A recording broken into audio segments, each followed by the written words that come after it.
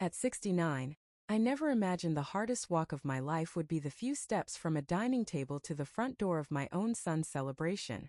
It happened on a Sunday evening in late October. The maple trees outside had already turned deep shades of orange and crimson. A cold breeze swept across the driveway as I parked my 12-year-old Buick in front of the restaurant where my son had reserved the private dining room for our annual family dinner. I remember sitting behind the steering wheel for a few extra seconds. Not because I was nervous, as I was grateful. Family dinners had always meant everything to me. After my husband Robert passed away 8 years earlier, these gatherings became the moments I looked forward to most. Birthdays, Thanksgiving, Christmas, Mother's Day. Any excuse to see my son Daniel and the family we had built together. I smoothed the wrinkles from my navy blue dress, checked my pearl earrings in the mirror, and reached for the homemade pecan pie resting carefully on the passenger seat. Daniel used to love that pie. When he was 10 years old, he'd sneak into the kitchen before dinner, hoping to steal a slice before it cooled. I would pretend not to notice. Some memories stay warm no matter how cold life becomes. The hostess smiled politely as she led me toward the private room. Even before I stepped inside, I could hear laughter, glasses clinking, children running, conversations overlapping. It sounded like home. I smiled, for what would turn out to be the last innocent moment of that evening. The room fell strangely quiet the second I walked in. Not completely silent, just different. Conversations paused. A few relatives looked at each other before quickly looking away. I noticed it, but I convinced myself I was imagining things. Maybe everyone was simply waiting for dinner to begin. I spotted Daniel near the far end of the table. He gave me a small smile. Not the bright smile I remembered. Just enough to acknowledge that I had arrived. Beside him sat my daughter-in-law, Vanessa. Perfect makeup, designer dress, diamond bracelet sparkling beneath the lights. She didn't smile. She simply watched me, as if she had been waiting. I walked toward them carrying the pie. I made Daniel's favorite, I said softly. Nobody answered. Vanessa slowly stood from her chair. She glanced at the pie, then at my handbag, then at me. Her expression never changed. She raised one hand toward the entrance. 2 security guards appeared almost immediately. At first, I honestly believed there had been some misunderstanding. Perhaps someone else had caused trouble. Perhaps another guest had wandered into the wrong room. Then Vanessa looked directly into my eyes. Her voice was calm, cold, loud enough for every person at the table to hear. Please remove this beggar. The room froze. She pointed at me. Get this beggar away from my table. I blinked, certain I had misunderstood. I'm sorry. One of the guards stepped closer. Ma'am. Vanessa folded her arms. I won't repeat myself. I invited family, not people looking for a free meal. For a moment I forgot how to breathe. I looked toward Daniel. Surely he would laugh. Stand up. Tell everyone this ridiculous joke had gone far enough. And said, he lowered his eyes. He didn't say a single word.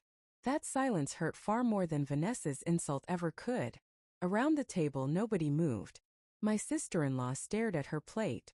A cousin suddenly became fascinated with his phone. Someone cleared their throat. No one defended me. No one even asked what was happening. One of the guards spoke gently. Ma'am, would you come with us, please? I looked down at the pecan pie still resting in my hands. The ribbon I'd tied around the box that morning had started to come loose. Hours earlier, I had stood in my kitchen believing I was baking something for the people I loved. Now I was being escorted away before anyone had even tasted it. I nodded, not because I agreed, because I refused to give Vanessa the satisfaction of watching me beg to stay. I straightened my shoulders, lifted my chin, and quietly walked toward the door. Behind me, I heard chairs scraping against the floor. I wondered if someone was finally coming after me, someone who remembered who I was. Someone who still cared. No footsteps came. The door closed behind me. The laughter inside slowly returned, as though I had never been there at all. Standing alone in the hallway with a pie in my hands, I finally understood something I should have seen months earlier. Vanessa hadn't humiliated me on impulse. She had planned this. And somehow, Everyone else had known except me. The restaurant parking lot felt strangely empty when I stepped outside.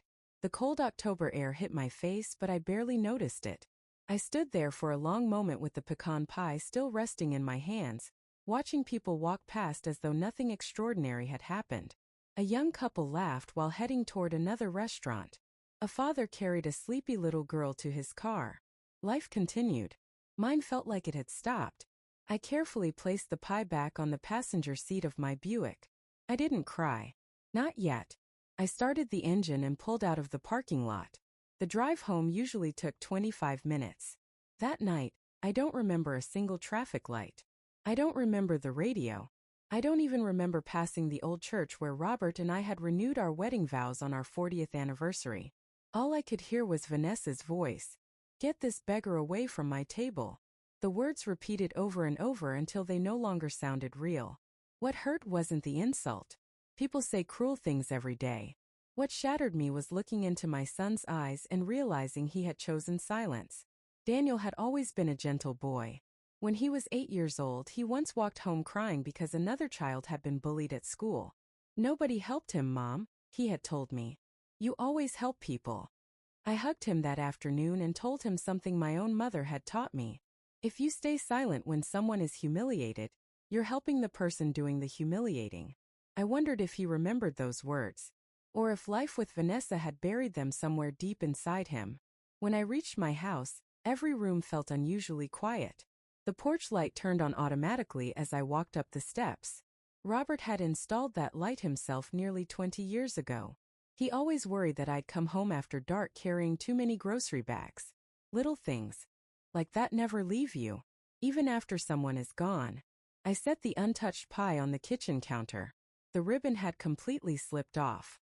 I stared at it for several seconds before placing it neatly beside the box. Old habits. I still believed things should be treated with care, even when people weren't. I poured myself a cup of chamomile tea. It grew cold before I took the first sip. Instead, I sat at the kitchen table looking around the room that had witnessed nearly every chapter of my life. Daniel had learned to read at this table. He had done homework here. We celebrated birthdays here after Robert finished grilling hamburgers in the backyard. Every Christmas Eve, this kitchen stayed awake long after midnight while I baked cookies with Daniel. Back then, he would never let me wash the dishes alone. He'd stand beside me wearing oversized rubber gloves, splashing water everywhere and laughing until both of us were soaked. Sometimes I wonder when children stop seeing their parents as people. Not mothers. Not fathers. Just people. People who get tired. People who get lonely. People who still hope to be loved. I walked into the living room and picked up an old framed photograph from the bookshelf.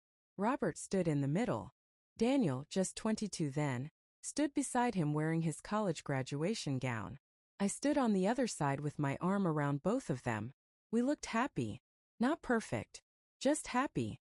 That picture was taken 2 years before Vanessa entered our lives. The first time Daniel introduced her, I genuinely liked her. She was charming, confident, ambitious.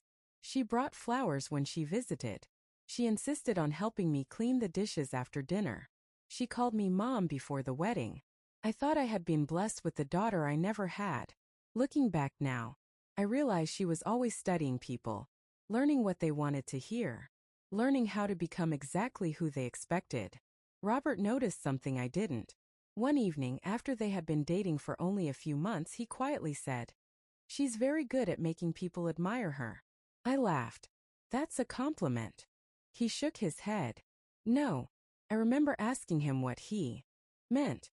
He never answered directly. Instead, he simply said, "Just promise me you'll keep your eyes open." At the time, I thought he was being overly cautious. Robert had spent 30 years running a construction company. He trusted slowly. I trusted almost everyone. That was the difference between us. After Robert passed away, I tried even harder to keep the family together. I hosted every holiday, every birthday, every Sunday dinner. If someone needed money, I helped. If someone needed babysitting, I canceled my own plans. When Daniel and Vanessa said they were saving for their first home, I quietly wrote them a check. I told them it wasn't a loan. It was an investment in their future. Vanessa hugged me so tightly that day. she whispered. "We'll never forget what you've done for us." I believed her. Because that's what mothers do. We believe. Long after common sense tells us not to. That night, I finally carried the untouched pecan pie to the refrigerator. As I closed the door, my phone buzzed on the counter. For one foolish second, I smiled. I thought Daniel had finally found the courage to call. I picked up the phone. The message wasn't from my son. It was from my niece, Emily. Only 7 words. "Aunt Carol, we need to talk. Tomorrow." I stared at the screen. Something inside me shifted. Because Emily had been at that dinner. And judging by her message, what happened at the restaurant was only part of the story. The next morning I woke up before sunrise. I hadn't slept much. Every time I closed my eyes, I saw the private dining room, the polished wooden table, the untouched pie, Vanessa pointing at me as if I were a stranger who had wandered in from the street. I made a fresh pot of coffee and stood by the kitchen window. The neighborhood was quiet. Mr. Jenkins across the street was already walking his golden retriever. Mrs. Alvarez was collecting her morning newspaper. Everything looked exactly the same. But I knew my life had changed the moment I walked out of that restaurant. At exactly 9 o'clock my phone rang. It was Emily. "Good morning, Aunt Carol." Her voice sounded hesitant. "You said we needed to talk." "I do." There was a long pause. "Not over the phone. Can I come over?" An hour later, Emily pulled into my driveway. She carried a small paper bag from the local bakery. Blueberry muffins. She remembered they were my favorite. That simple gesture nearly brought tears to my eyes. When someone treats you with kindness after you've been humiliated, you realize just how much you've been missing. We sat at the same kitchen table where Daniel had once colored with crayons. For several minutes, neither of us touched the coffee. Emily kept twisting the paper cup in her hands. Finally, she looked at me. "I'm sorry. You don't owe me an apology. I was there. You didn't say anything." She lowered her eyes. "I know. I've hated myself since last night."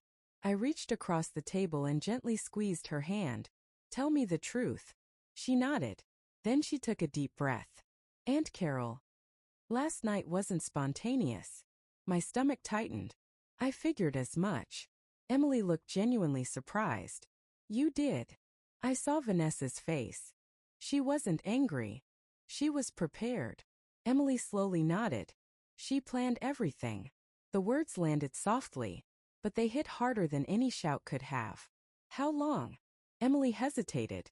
"I don't know exactly, but at least a couple of weeks."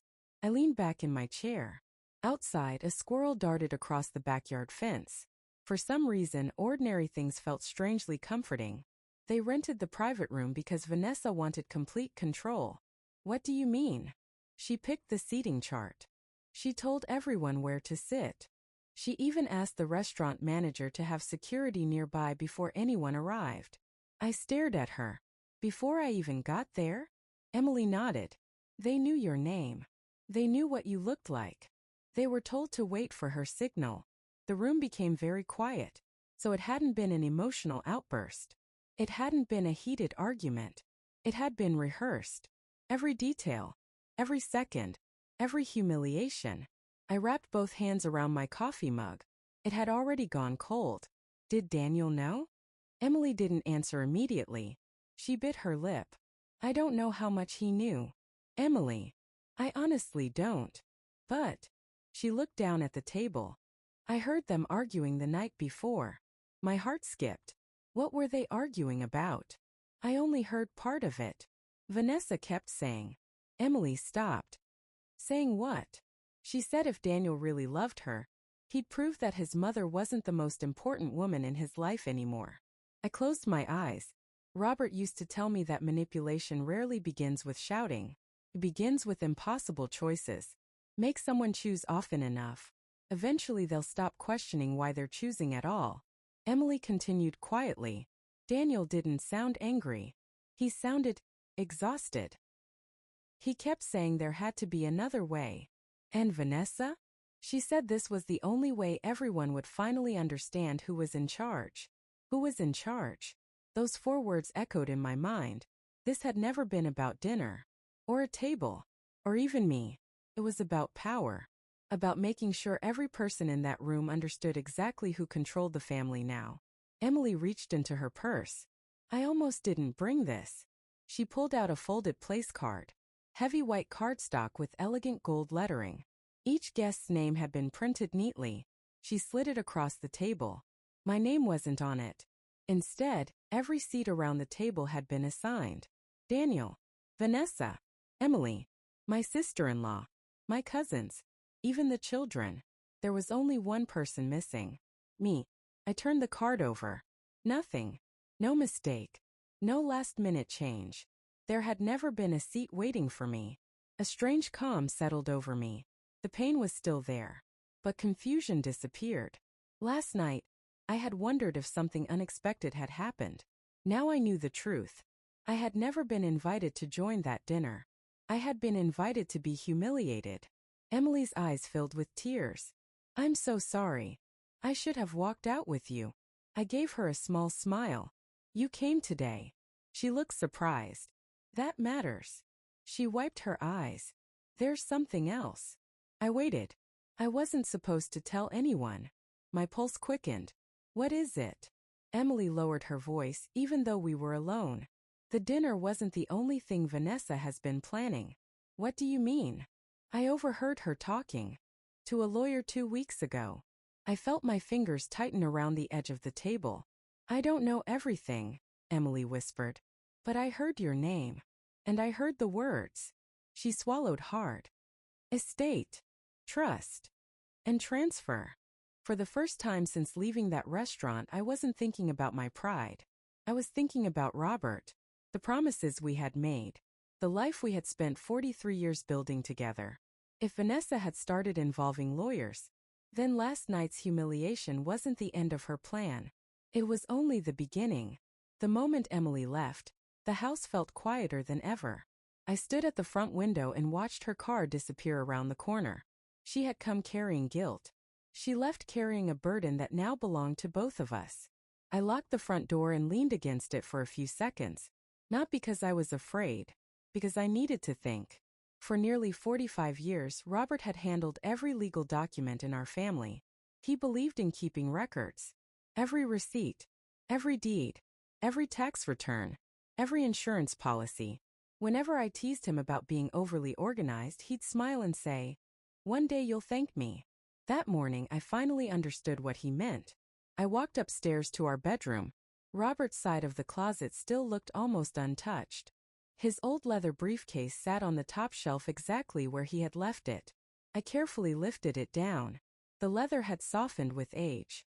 When I opened it, the familiar scent instantly brought back memories of countless evenings when he'd sit at the dining table balancing paperwork while I watched television nearby. Inside were neatly labeled folders. House, savings, insurance, trust, estate. Robert's handwriting hadn't changed in decades. Steady, precise, dependable.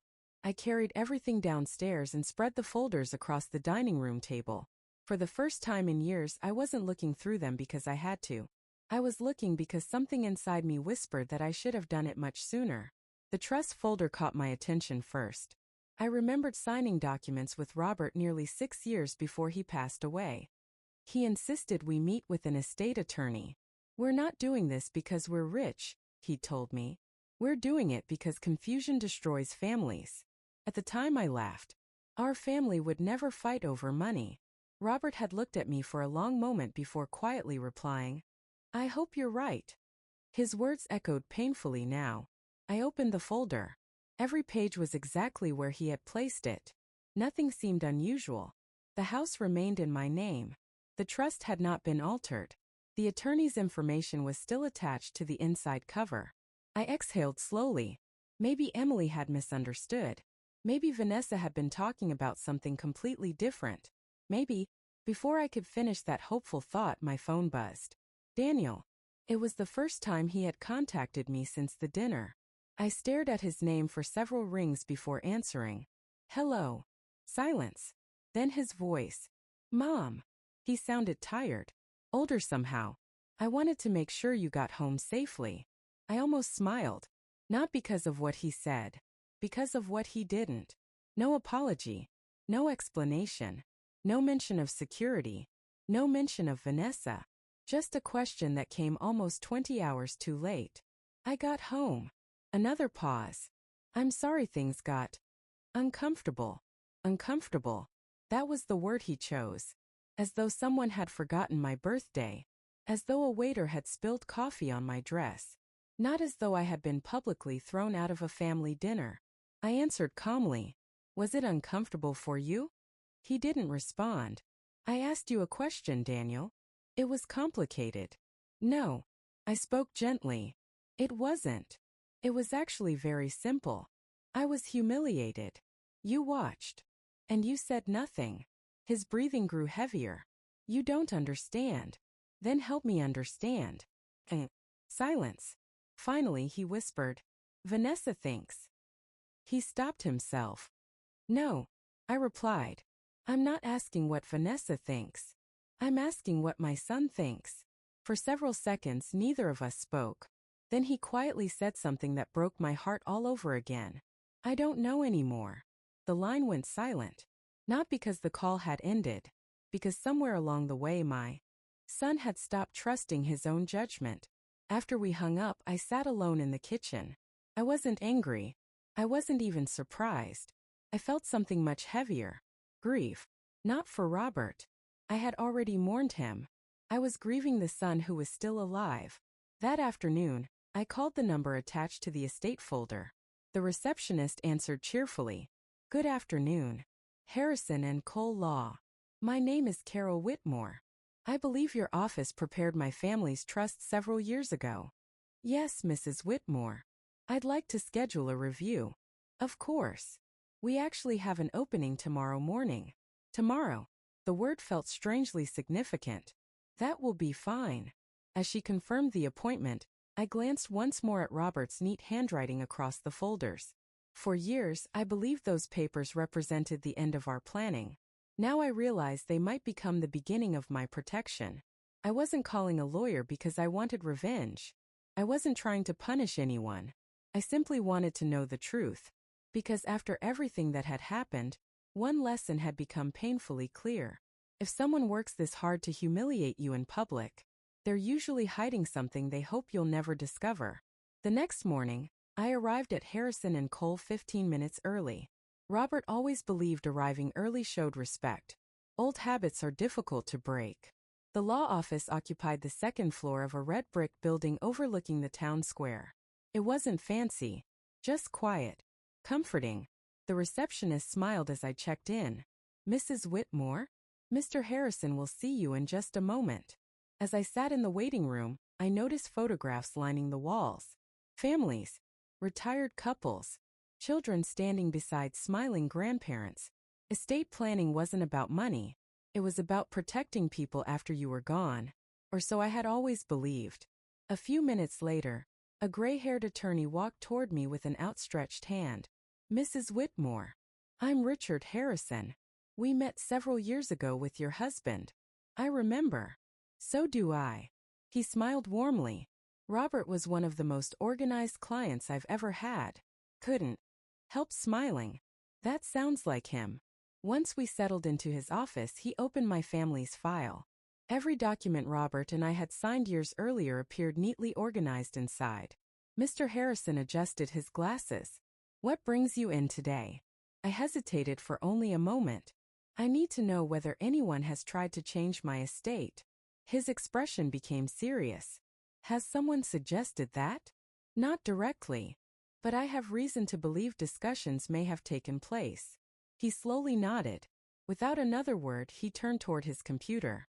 For nearly 2 minutes, the only sound in the room was the clicking of his keyboard. Finally, he looked back at me. No amendments have been filed. I felt my shoulders relax. But that single word tightened my chest again.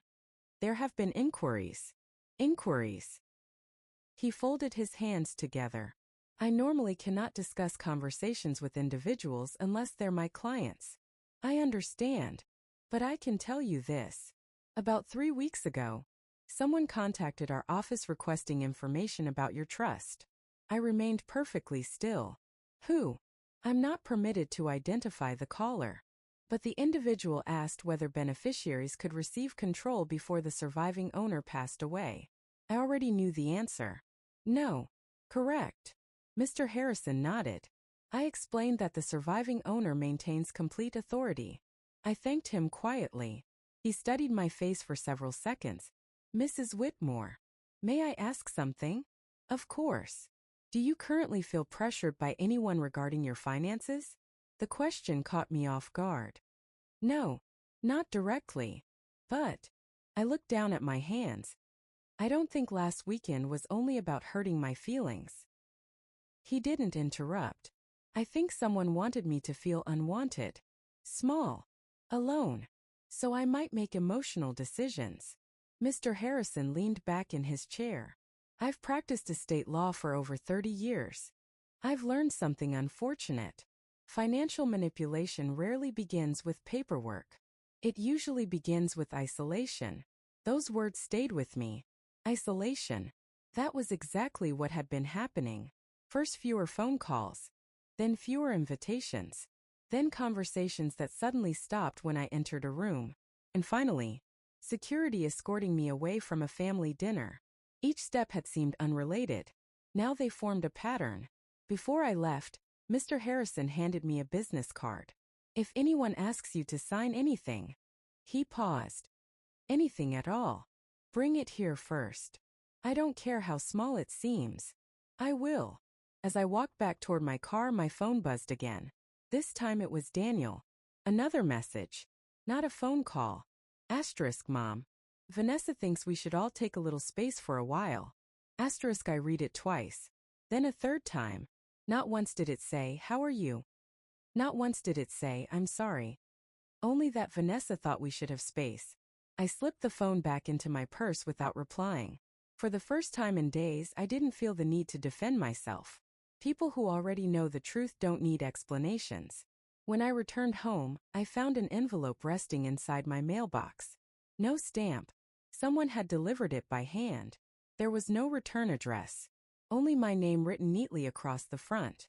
Inside was a single sheet of paper. No signature. Just one sentence. Asterisk, you should check the county property records before it's too late.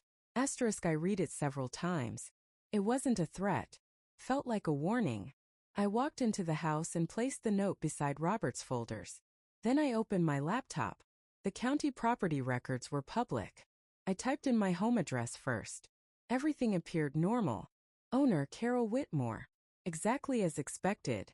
Then, almost without thinking, I searched Daniel's address. The home I had helped them buy. The down payment Robert and I had given them years ago. The property record loaded. I wasn't looking for anything specific. Until one line caught my attention. The ownership information had changed. Recently. Very recently. I leaned closer to the screen. There was another name listed alongside Daniel's. A name I had never seen before. Not a family member. Not a bank. Not a trust. Just a limited liability company. And somehow, I knew that company was connected to Vanessa. I couldn't stop staring at the screen. An LLC. I refreshed the page twice, convinced I had clicked the wrong property. The information didn't change. Daniel's name was still there. But beside it sat the name of a company I had never heard of. Oakcrest Holdings LLC. It sounded ordinary. Too ordinary. The kind of name that revealed nothing. I wrote it down on a yellow legal pad Robert used to keep beside the phone. Then I closed my laptop. Not because I was finished. Because I had learned something important over the last few days. Never make decisions while your emotions are louder than your thoughts. I made another cup of coffee and carried it onto the back porch. The maple tree Robert planted years ago had already dropped most of its leaves. Every autumn, he would rake them into one enormous pile for Daniel. Our son would jump into it over and over until there were more leaves inside his coat than on the lawn.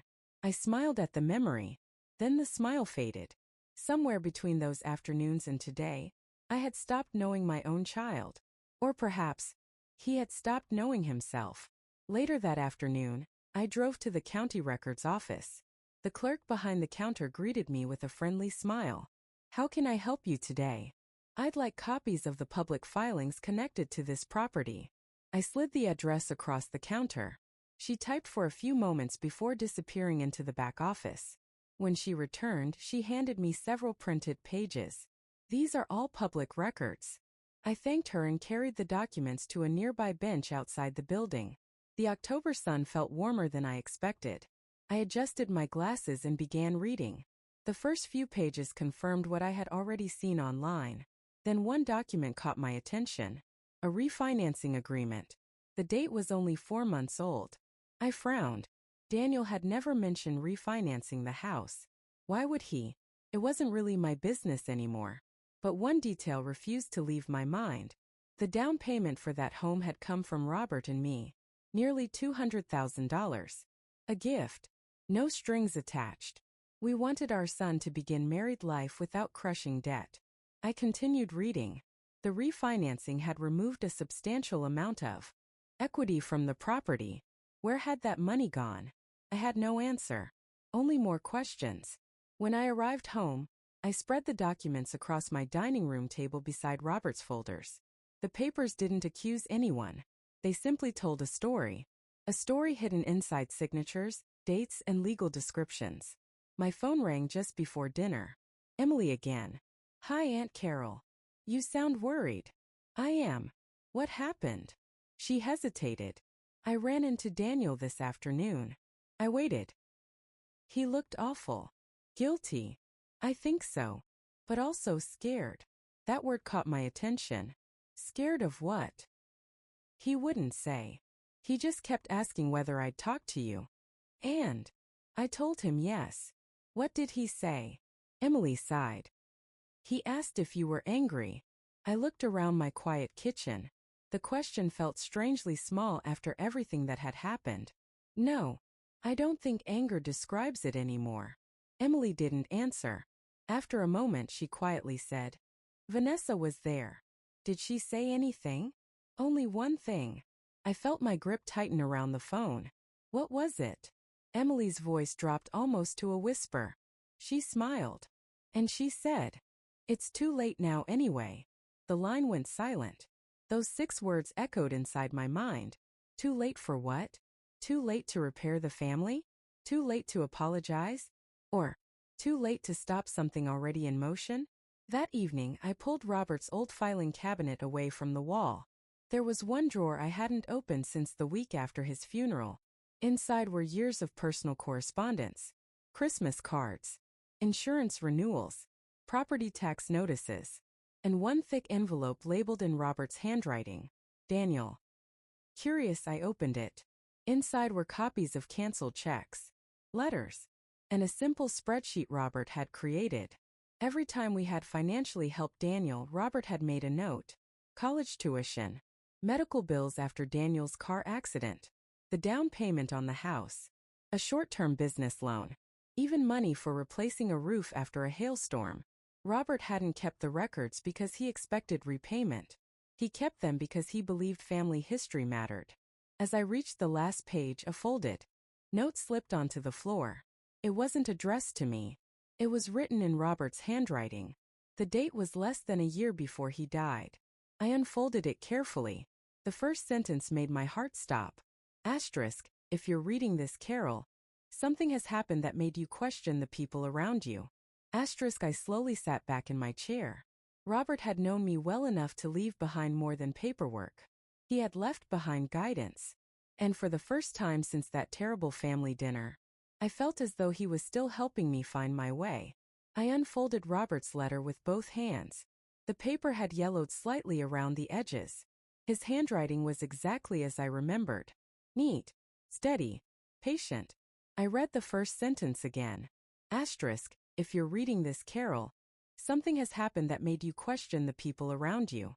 Asterisk, a tear finally escaped. Not because I was overwhelmed, because it felt as though Robert was sitting across the table from me once again. He had always understood me better than anyone, even better than Daniel. I continued reading. Asterisk, if that day ever comes, promise me one thing. Asterisk, asterisk, don't react while you're hurting. Asterisk, asterisk, people who manipulate others expect emotional decisions. Asterisk asterisk, don't give them one. Asterisk, I closed my eyes. That was Robert. Never dramatic. Always practical. When Daniel was a teenager, he once crashed his first pickup truck into a mailbox after driving too fast on a rainy road. I had panicked. Robert hadn't. He simply looked at Daniel and said, "The accident already happened. Now we decide what kind of man you become because of it." That was how he approached every problem. Feel later. Think first. I finished the rest of the letter slowly. Robert hadn't mentioned Vanessa by name. She wasn't even part of our family when he wrote most of his estate documents. Instead, he wrote about something much larger. Human nature. Asterisk, money doesn't change people as often as people claim. Asterisk asterisk, it simply reveals priorities that were already there. Asterisk asterisk, watch what people do when they believe they're entitled. Asterisk asterisk, you'll learn more than when they tell you they love you. Asterisk, I carefully folded the letter and slipped it back into the envelope. Not to hide it, to protect it. Then I opened a fresh notebook. Across the first page I wrote 3 simple words. Facts, not feelings. Asterisk asterisk, that became my rule. No assumptions. No arguments. No accusations. Only facts. The first fact. Vanessa had planned the humiliation. The second. Security had been instructed before I arrived. The third.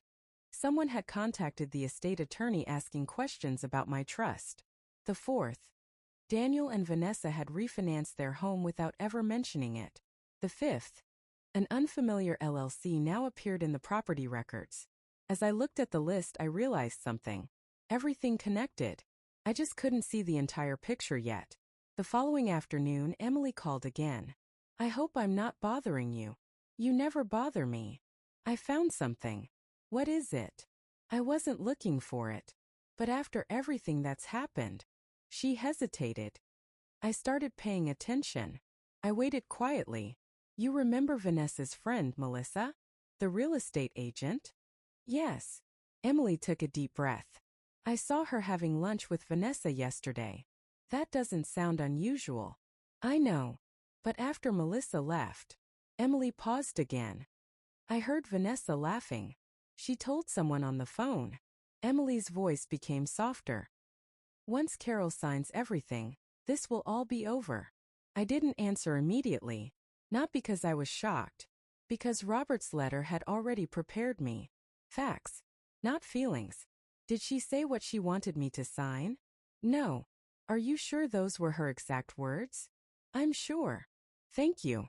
After hanging up, I added another line to my notebook. Someone expects me to sign documents. I underlined it once. Not twice. Just once. That evening, I drove to the cemetery. I hadn't visited Robert's grave in several weeks. The autumn wind carried dry leaves across the grass. I placed a small bouquet of white chrysanthemums beside the headstone. They had always been his favorite. "I miss you," I whispered. "I wish you were here." The cemetery remained silent. But somehow it didn't feel lonely. I remembered something Robert once said while we were planting flowers in our backyard. Courage isn't loud. Most of the time. It's just refusing to quit. I smiled faintly. I haven't quit. On my way home, I stopped at the grocery store. Life still required ordinary things. Milk, bread, coffee. The cashier smiled politely as she handed me my receipt. "Have a nice evening." I realized something. To the rest of the world, I was simply another woman buying groceries. Nobody knew about the dinner. Nobody knew about the humiliation. Nobody knew the quiet battle beginning inside my family. And I preferred it that way. The strongest position isn't always the loudest one. Sometimes it's the calmest. When I arrived home, I noticed another envelope tucked beneath my front door. No stamp. No return address. Inside was a single photocopy. Nothing else. At first glance, it looked like part of a legal document. One paragraph had been highlighted. I read it twice. Then a third time. The highlighted sentence said, "Any transfer executed under material misrepresentation or undue influence may be declared invalid by the court." No signature. No explanation. Just that paragraph. Someone wasn't trying to frighten me. Someone was trying to warn me. I placed the page beside Robert's letter and looked out the kitchen window. The pieces were coming together. Slowly. Whoever had embarrassed me at that family dinner believed I would become emotional, confused, easy to manipulate. Instead, every day that passed made me calmer, more patient, more observant. For the first time since Vanessa ordered security to remove me from the table, I no longer felt like the woman being chased. I felt like the woman finally beginning to understand the game. And once you understand the game, you stop playing by someone else's rules. The next few days passed quietly. Too quietly. No calls from Daniel. No messages from Vanessa. No unexpected visitors. If this had happened a month earlier, I would have spent every hour wondering why my son wasn't speaking to me. Now I understood something different. Silence can be a strategy. Sometimes people stop talking because they're hoping you'll make the first move. I had no intention of doing that. Every morning I followed the same routine. Coffee. A short walk through the neighborhood. An hour organizing Robert's files. Then I wrote down anything new I learned. My notebook was growing thicker. Not because I was searching for revenge. Because I refused to let confusion replace facts. 3 days after finding Robert's letter, Mr. Harrison called. Mrs. Whitmore? Yes. I wanted to let you know something. His tone was professional, but I could hear a hint of concern. Our office received another inquiry yesterday. I remained calm. The same person? I can't confirm that. But the questions were similar. What kind of questions? This time the caller wanted to know how quickly ownership transfers could be processed after a surviving spouse voluntarily signed new estate documents. I looked down at Robert's letter lying on the kitchen table. Facts. Not feelings. Thank you for telling me. I thought you should know. Before hanging up, he added one more sentence. If anyone suddenly pressures you to sign paperwork, call me first. I will. That afternoon, I decided to do something I hadn't done in months. I visited the small cafe where my friend Linda worked. Linda and I had known each other for over 30 years. She poured my coffee without asking what I wanted. You look tired. I've had an interesting week. She smiled gently. You want to talk about it? For a moment I almost did. Then I shook my head. Not yet. She didn't push. Good friends rarely do. As we sat by the window, someone walked past outside. Daniel. He didn't see me. Or maybe he pretended not to. He looked thinner. His shoulders slumped. His eyes stayed fixed on the sidewalk. A few seconds later, another familiar figure appeared. Vanessa. She caught up with him and immediately began talking. Even through the glass I noticed something. Daniel never looked at her. He simply nodded. Again and again. The same way people nod when they're too exhausted to argue. Linda followed my gaze. Is that your son? Yes. He doesn't look very happy. No. He doesn't. I watched them disappear around the corner. For the first time I realized something important. Daniel wasn't acting like a man who had one. He looked like a man. Trapped inside someone else's decisions. That evening, Emily stopped by unexpectedly. She carried a folder. I think you should have this. What is it? I made copies before anyone noticed. She handed it to me. Inside were several pages from the seating arrangements for the family dinner. Guest confirmations. Restaurant emails. Vendor notes. Most of it seemed ordinary. Until I reached the final page. At the bottom was a handwritten instruction. Seat Mrs. Carol Whitmore near the entrance. Delay service if necessary. Security has prior authorization. Asterisk asterisk I read the sentence twice. There it was. In black ink. Proof that my humiliation had never been spontaneous. Emily watched my face carefully. I'm sorry. You've said that enough. I just keep thinking. She hesitated. If Uncle Robert had still been alive. I finished her sentence. This never would have happened. She nodded. Neither of us spoke for several moments. Finally, Emily looked at me. Everyone's talking now. About what? The dinner. I raised an eyebrow. I thought nobody cared. They do now. What changed? She smiled faintly. People expected you to fight. You didn't. They expected you to post about it. You didn't. They expected you to call everyone. You didn't. I hadn't thought about that. Emily continued. The quieter you became, the more uncomfortable everyone else became. That surprised me. I had assumed silence made people forget. Instead, it had made them think. That night, I sat alone on the back porch. The air had grown colder. Winter wasn't far away. I looked up at the stars Robert used to name one by one whenever we sat outside together. He always said that patience wasn't waiting without purpose. It was waiting while preparing. For the first time since the family dinner, I finally believed I was prepared. I had documents. I had witnesses.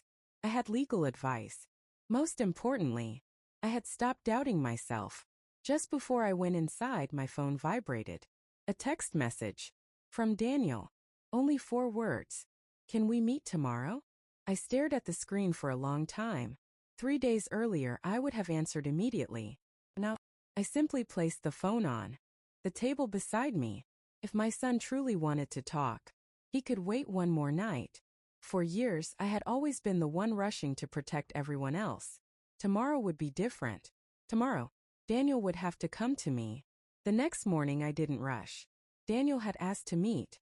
For the first time in years, I wasn't the one rearranging my day to make it happen. I watered the flowers on the front porch. I finished my coffee. I reread Robert's letter one more time. Only then did I pick up my phone. Asterisk 2 o'clock. The cafe on Maple Street. Asterisk Daniel replied almost immediately. Asterisk I'll be there. Asterisk at exactly 2 o'clock. I walked into the cafe. Daniel was already sitting in the corner. He looked older than I remembered. Not because of gray hair. Because of the weight in his eyes. When he stood to greet me, I noticed something else. He started to hug me, then stopped halfway, as though he wasn't sure he still had the right. I smiled politely and sat down. For a few moments, neither of us spoke. The waitress brought 2 coffees. Daniel thanked her without looking up. Finally, he broke the silence. Mom. I'm sorry. I listened. He swallowed hard. I should have said something that night. Yes. I know. Another silence settled between us. He rubbed his hands together the way he used to before difficult conversations. I've been trying to figure out how everything got this bad. I looked at him carefully. Were you trying? Or avoiding it? He lowered his head. I deserve that. I didn't answer. Because he did. After nearly a minute, he quietly said, Vanessa told me she wanted one perfect family dinner. And she said there might be tension. But she promised she'd handle everything. I almost laughed. Not because it was funny, because it was painfully familiar. Did you know security would be there? His eyes widened. No. Did you know she planned to humiliate me? No. I swear I didn't. I believed one part of what he said. Not all of it. He hadn't planned the humiliation, but he had watched it happen. Those were 2 different failures. Daniel reached into his jacket pocket. I brought something. He placed a folded document on the table. I found this in Vanessa's home office. I didn't touch it immediately. What is it? I think. He hesitated. I think you should read it. Slowly, I unfolded the pages. It was a proposal. Not a signed agreement. A proposal. Prepared by a financial consulting firm. Across the top was a title. Long-Term Family Asset Transition Plan. My eyes moved lower. Several properties were listed. Daniel's home. Investment accounts. Retirement funds. Then I saw my own address. My house. Highlighted. I felt my heartbeat slow instead of quicken. Robert had been right. Facts. Not feelings. I continued reading. One sentence stood out. Asterisk future ownership expected upon voluntary restructuring of estate. Asterisk expected. Not guaranteed. Expected. I looked up. Where did this come from? I told you. It was in Vanessa's office. Has she seen this? I think so. Did she ask you to sign anything? Daniel nodded slowly. A few weeks ago. What was it? She said it was part of normal financial planning. Did you sign? No. Why not? He looked embarrassed. Because I didn't understand it. For the first time that afternoon, I saw a glimpse of the little boy who used to ask me for help with homework. He hadn't become cruel. He had become passive. And passive people often become tools in someone else's plans. I should have told you. Yes. You should have. His eyes filled with tears. I've made a mess of everything. I shook my head gently. No. You allowed someone else to make decisions for you. That's different. He looked confused. It means you can still decide differently. The waitress quietly refilled our coffee. Neither of us noticed until she walked away. Daniel stared out the window. I don't think Vanessa knows I found those papers. Good. He looked back at me. What are you going to do? I smiled for the first time in days. The same thing your father always did. Gather the facts. Then make one decision at a time. Before we left, Daniel handed me one final envelope. I almost forgot. What's this? I found it underneath the proposal. I opened it after he walked away. Inside was a printed guest list from the family dinner. Every name had a checkmark beside it, except mine. Next to my name written in blue ink were 4 chilling words. Remove before first course. I folded the paper carefully, slipped it back into the envelope, and placed it inside my purse. That wasn't just another clue. It was proof. Not proof of hurt feelings. Not proof of family conflict. Proof that someone had planned every minute of my humiliation long before I walked through that restaurant door. As I drove home, I didn't feel angry. I felt ready, because for the first time, the truth wasn't hidden in suspicions anymore. It was sitting in the folder beside me, waiting for the right moment to be seen. I didn't contact Vanessa. I didn't send angry messages. I didn't tell the family what Daniel had shown me. Robert used to say that the strongest evidence speaks for itself. People only argue when they don't trust the facts. For the next week, I lived my life almost exactly as I always had. I went grocery shopping. I attended church on Sunday. I baked bread for my neighbor after her husband came home from the hospital. If anyone had been watching me, they would have assumed everything was normal. But underneath that quiet routine, I was preparing. Mr. Harrison helped me organize every document in chronological order. The original trust, property records, the anonymous notes, the restaurant paperwork Emily had copied, the financial proposal Daniel had found, even Robert's handwritten letter. Not because it was legal evidence, because it reminded me to stay calm. Late Thursday afternoon, my phone rang. Vanessa. It was the first time she had contacted me since the family dinner. I let it ring twice before answering. Hello. Her voice sounded strangely cheerful. Carol. I've been meaning to call you. Carol. Not Mom. Not Mrs. Whitmore. Just Carol. As though we were casual acquaintances. I've been worried about you. I didn't respond. She continued talking. I think we've all had enough time to cool down. Cool down. Another interesting choice of words. I'd really like us to move forward. I'd like that too, I answered calmly. There was a brief pause. I was hoping you could come by the house tomorrow. What for? Oh, nothing serious. She laughed softly. We've been meeting with a financial planner. We're updating some family paperwork. It would be easier if everyone signed everything at the same time. There it was. Exactly as Robert had predicted. Exactly as Mr. Harrison had warned. Exactly as Emily had overheard. I kept my voice steady. What kind of paperwork? Oh, just routine documents. Nothing complicated. If it's routine, I'll have my attorney review it first. The silence on the other end lasted almost 5 seconds. When Vanessa finally spoke again, her tone had changed. You don't trust me. I looked out the kitchen window. I trust paperwork more than conversations. She gave a nervous laugh. I think lawyers make everything more difficult. I don't. Another silence. Finally, she sighed. Well, I'll let Daniel explain everything tomorrow. After the call ended, I immediately phoned Mr. Harrison. He wasn't surprised. In my experience, he said quietly, when someone insists documents are routine, they usually don't want anyone reading them carefully. The next afternoon, I arrived exactly on time. Not at Daniel's house. At Mr. Harrison's office. 15 minutes later, Daniel walked in carrying a leather folder. He looked relieved to see me. until he noticed the attorney sitting beside me. His expression changed instantly. "Mom, I thought we'd talk privately." "We are." Mr. Harrison smiled politely. "Please have a seat." Daniel hesitated before sitting down. He opened the folder.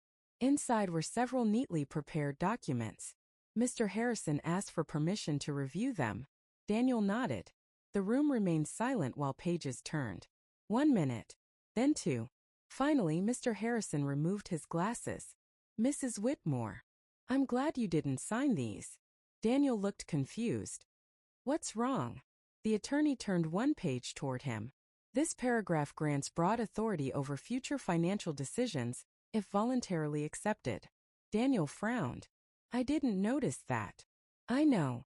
Mr. Harrison pointed to another section.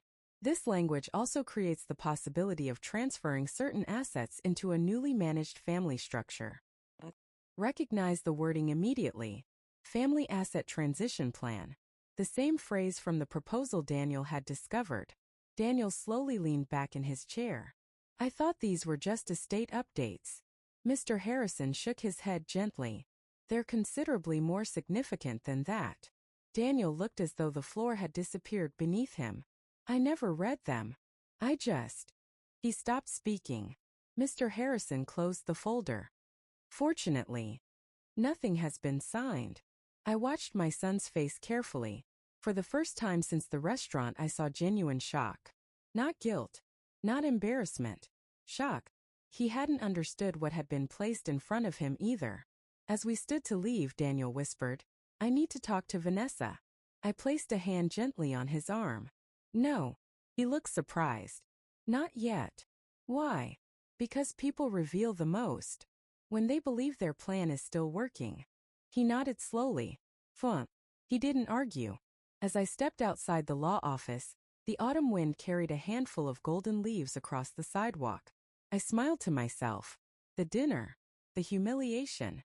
The security guards. For days, I believed those moments represented the worst part of this story. Now I understood something different. They were only the distraction. The real plan had never been about embarrassing me. The real plan had been getting my signature. And thanks to one quiet decision, they were about to discover they had chosen the wrong woman to underestimate. I didn't hear from Vanessa for 2 days. That alone told me something had changed. For weeks, she had been the one setting the pace. Planning dinners. Making phone calls.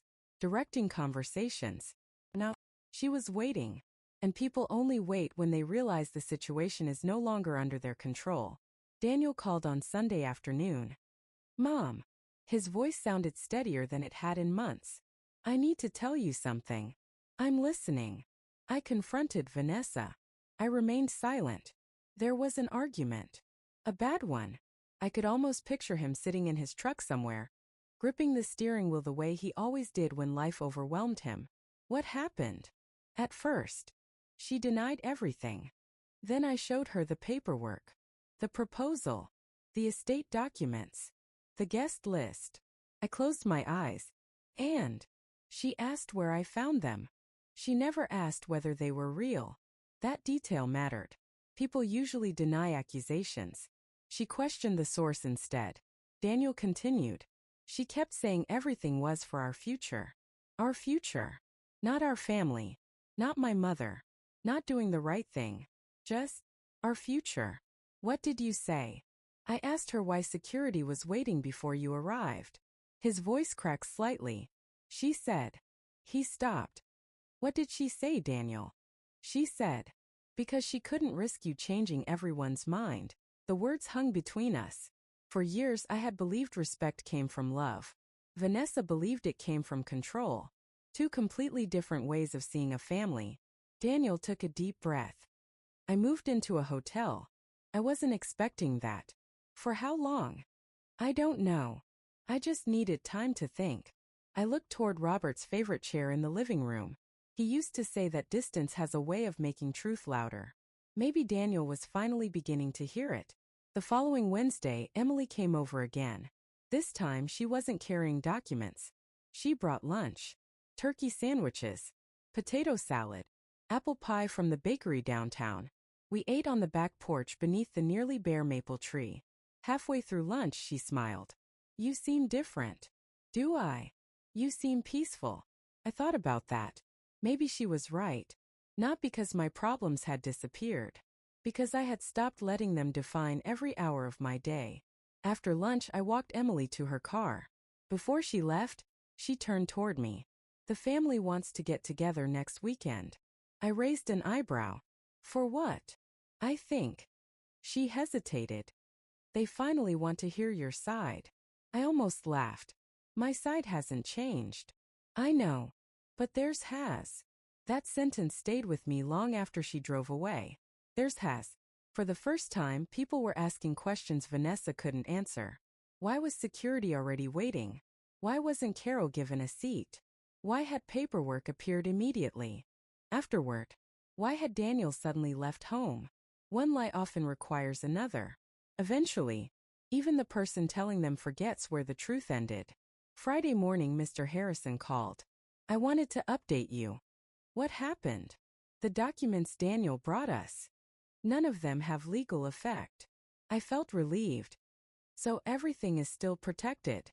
Yes. And? He paused. I've completed the revisions you requested. Several days earlier, I had quietly updated my own estate plan. Not because I wanted to punish anyone. Because life had taught me something unexpected. Hope is not a legal strategy. Clear documents are. That afternoon, I signed the revised papers. No drama. No speeches. No family meeting. Just quiet decisions made with a clear mind. When I finished, Mr. Harrison smiled. Mrs. Whitmore. I believe Robert would approve. I smiled back. I hope so. Driving home, I realized something. The woman who had walked out of that restaurant carrying an untouched pecan pie no longer existed. She had believed kindness alone could protect a family. The woman driving home now understood something more complicated. Kindness still mattered. But kindness without boundaries invites people to take more than they're ever entitled to. That evening, my phone buzzed one last time. A text from Daniel. Asterisk, the family wants to meet on Sunday. Asterisk, asterisk, everyone will be there. Asterisk, asterisk, including Vanessa. Asterisk, I stared at the message. For a few moments, I simply watched the autumn rain slide down the kitchen window.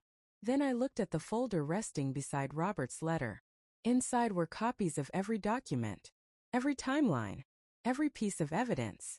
I wasn't bringing them because I wanted to embarrass anyone.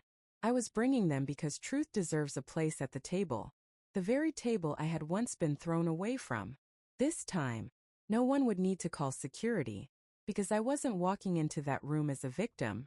I was walking in with nothing left to fear. And people who have nothing left to fear are very difficult to silence. The family gathered the following Sunday. Ironically, it was in the very same private dining room. When Daniel called to tell me where everyone would meet, he apologized. I know this isn't the place you'd choose. I answered softly. Maybe it's exactly the place this story needs to end. This time I didn't carry a pecan pie. I carried a slim leather folder. Inside were copies of every document. The trust. The property records. The restaurant instructions Emily had saved. The financial proposal. Nothing more. Nothing less. Just the truth. When I walked into the room, the conversation stopped. Not because someone had ordered silence. Because everyone remembered. The same doorway. The same long table. The same chairs. Only one thing had changed. This time, someone had left a place card with my name. Daniel stood as I approached. Mom. I smiled politely. Thank you. He pulled out my chair. Months ago, I might have mistaken that gesture for healing. Now I knew better. Healing doesn't begin with a chair. It begins with responsibility. Vanessa arrived a few minutes later. She looked as polished as ever. Perfect hair. Perfect makeup. Perfect smile. But confidence has a different look when it's genuine. Her smile never reached her eyes. No one spoke for several moments. Finally, Daniel cleared his throat. I asked everyone here because the last dinner should never have happened. He looked at me. I'm sorry. I failed you. The room remained quiet. I nodded once. Thank you. Those two words surprised several people. They expected anger. Instead, they saw peace. Daniel continued. I also owe everyone the truth. He opened his own folder. One by one, he placed copies of the documents on the table. No dramatic speeches. No accusations. Just paper. The restaurant seating instructions. The proposal. The unsigned financial documents. The room slowly filled with the quiet sound of pages turning. Emily looked down. She had already seen them. My sister-in-law covered her mouth. One cousin whispered, I can't believe this. Then every eye turned toward Vanessa. She folded her hands. It's being taken out of context. No one answered. She tried again. I was only trying to organize the family. Still no one spoke. Silence has a way of asking the hardest questions. Finally, Daniel looked directly at her. Were the security guards arranged before my mother arrived? Vanessa hesitated. Yes.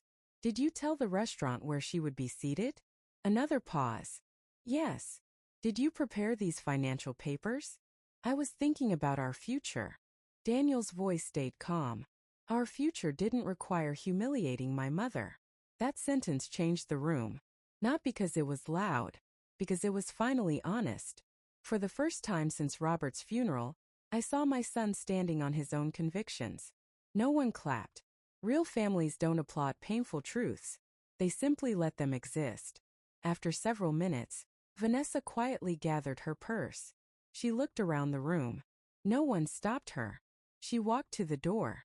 Before leaving, she turned toward me. I never thought it would end like this. I answered gently. Neither did I. Then she left. The door closed behind her. This time, no security guards followed anyone. The room felt strangely lighter. Not happier, just lighter. As though everyone had been holding their breath for months. Daniel looked at me. I don't expect forgiveness today. I know. I just hope. He stopped. I hope one day you'll be proud of me again. I reached across the table and placed my hand over his. I've never needed you to be perfect. I only needed you to be honest. He lowered his head, and for the first time since he was a little boy, I watched tears fall without embarrassment. We stayed together for another hour. No one talked about money. No one argued over documents. Instead, we shared stories about Robert. Emily laughed about the time he accidentally grilled hot dogs upside down. My sister-in-law remembered his terrible singing every Christmas. For the first time in a long while, he felt present again. As I prepared to leave, Daniel walked me to my car. The autumn air carried the familiar scent of fallen leaves. I'm selling the house, he said quietly. I looked at him. Not because of today. Because I need a fresh start. I nodded. Sometimes a house holds too many memories. He smiled sadly. I think I'm finally beginning to understand what Dad tried to teach me. So am I replied. That evening I drove home with the windows slightly open. The road looked exactly the same as it had the night I was thrown out of that dinner. But I wasn't the same woman driving it. Back then, I believed dignity could be taken away by cruel words. Now I understood something different. Dignity isn't something another person gives you. It isn't something security can escort out a door. It isn't something humiliation can erase. It lives inside the choices you make after your worst day.